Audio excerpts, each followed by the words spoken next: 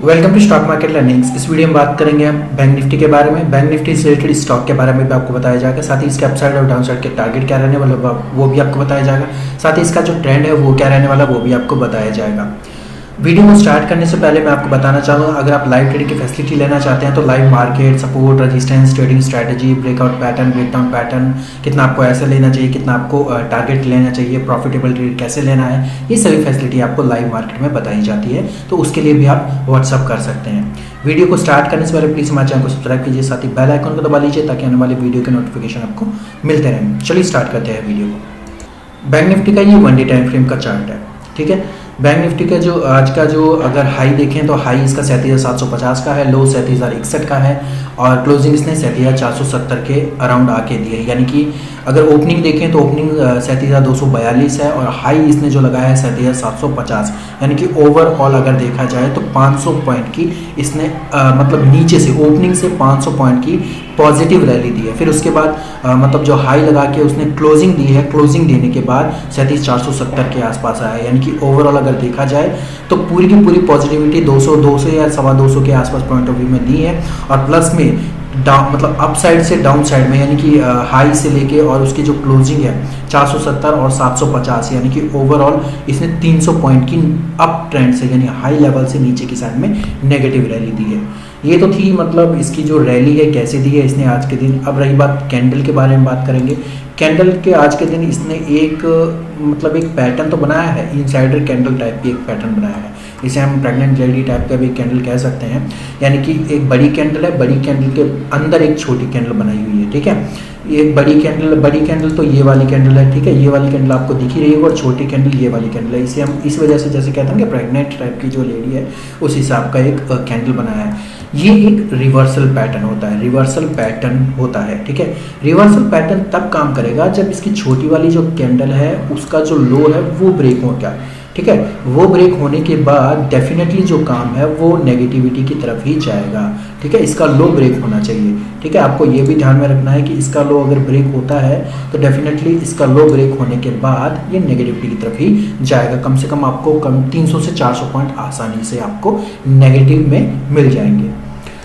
अब देखो क्या होता है कि अगर इसका हाई ब्रेक होता है, ठीक है, अगर इसका हाई ब्रेक होता है यानी कि लगभग 37,600 के आसपास या हाई होता है, इसका हाई जो है वो 37,780 के आसपास है, ठीक है।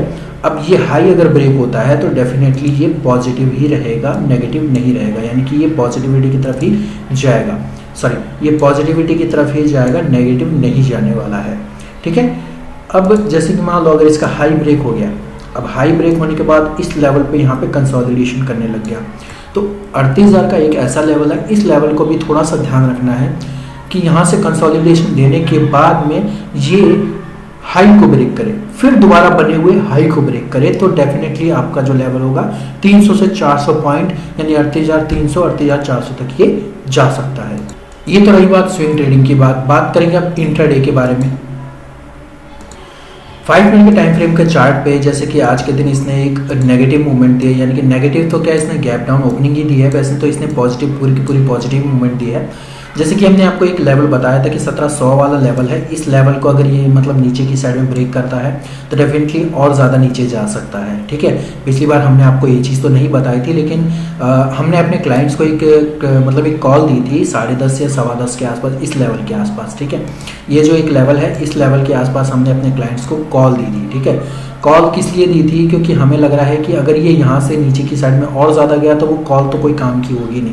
क्यों नहीं होगी? क्योंकि हमारा लेवल ही नहीं आएगा तो वो कॉल किस काम की होगी, ठीक है। जब तक हमारा लेवल आएगा तो हमारा लेवल तो इस बिहाफ पे ना, यानी कि ये वाला इस यहाँ पे है, हमारा लेवल तो इस लेवल पे है ना, और कॉल दी थी हमने इस लेवल पे, ठीक है। अब क्या होगा कि जब इस लेवल पे आएगी ये वाली कॉल, जो हमारी कॉल है वो इस लेवल पे अगर आती है तो वो हमारा प्राइस यानी 250 का जो 260 का जो प्राइस था वो आ जाएगा।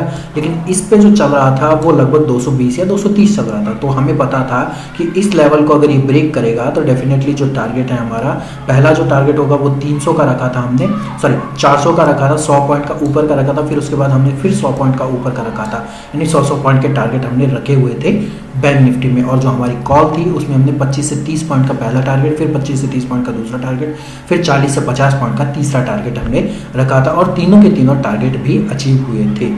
ठीक है, हमने जो बता दिया आपको कि बेस क्या था और किस हिसाब से हमने अपने क्लाइंट्स को कॉल दी थी और किस लेवल पे हमने कॉल दी थी। ठीक है, अब जो पुराना वीडियो था, मतलब जो पिछले दिन का वीडियो था, उस वीडियो में अगर आपने देखा होगा कि पिछला वाला जो 36,600 का एक लेवल हमने आपको बताया था कि 36,600 का एक ऐसा लेवल है, इस लेवल को अगर नीचे की साइड में ब्रेक करेगा तो डेफिनेटली आपको कम से कम 300 से 400 पॉइंट आपको आसानी से मिल जाएंगे।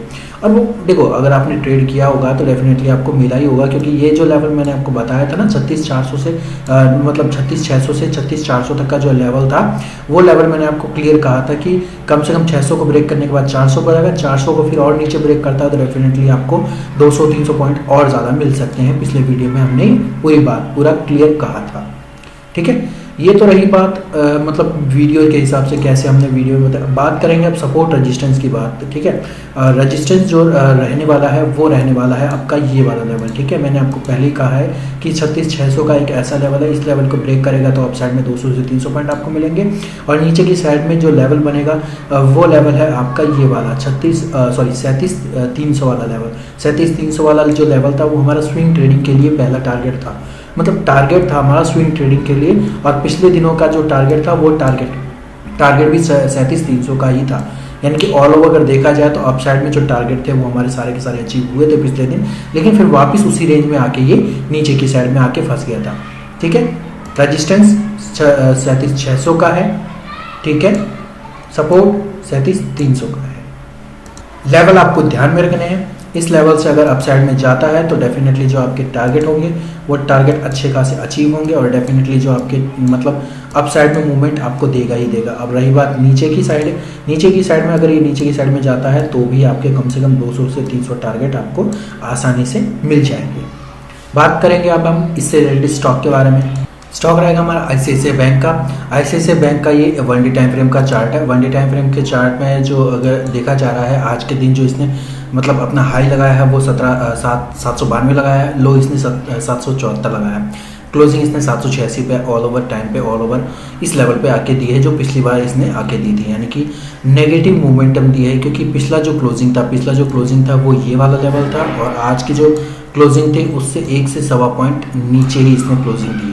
ठीक है, रेड मतलब जो कैंडल बनी है, कैंडल दोनों की दोनों ही अपर बैंड पे बनी है, यानी कि अपसाइड मोमेंटम देती हुई बनी है। ठीक है, तो कैंडल तो मतलब पॉजिटिव ही बनी है।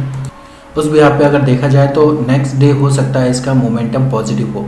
ठीक है, अब स्विंग ट्रेडिंग के लिए जो एक लेवल हम बता रहे हैं, स्विंग ट्रेडिंग के लिए जो लेवल रहेगा वो रहेगा 800 वाला, 800 वाला जो लेवल है वो 800 वाला जो लेवल है वही रहेगा, यानी कि स्विंग ट्रेडिंग के जो मतलब लेवल है वो 800 का रहेगा। टारगेट जो रहेगा वो 820 का रहेगा स्विंग ट्रेडिंग के लिए। दूसरा जो टारगेट रहेगा वो 840 का रहने वाला है, यानी कि 2 टारगेट मैंने आपको क्लियर कर दिए हैं। 840 के बाद सीधा का सीधा 860 या 880 के आसपास ये पहुंचने वाला है, यानी कि 840 को जैसे ब्रेक करेगा वो 865 और 870 या 80 के आसपास ही पहुँचने वाले हैं।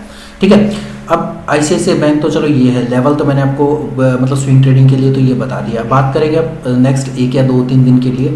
1 आवर का टाइम फ्रेम का चार्ट है। ठीक है, 1 आवर के टाइम फ्रेम के चार्ट में क्योंकि पिछले जो लेवल है इस लेवल पे थोड़ा सा कंसोलिडेशन रहा था, पूरा का पूरा टाइम का कंसोलिडेशन है कि लगभग 5 से 7 पॉइंट की रेंज में ये घूमता रहा था काफ़ी टाइम तक, यानी 6 से 7 दिन तक तो लगभग पिछले साल में तो मतलब हो सकता है 26 दिसंबर से लेके 31 दिसंबर तक तो ये घूमता ही रहा था इसी लेवल पे।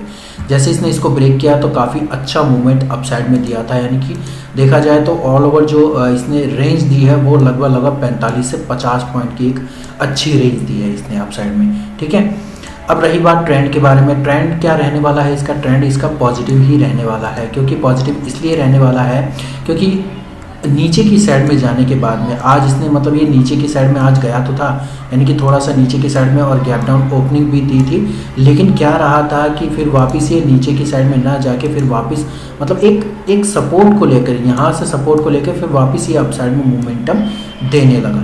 तो इसका मतलब जो हो सकता है कि ये अपसाइड में मूव करे।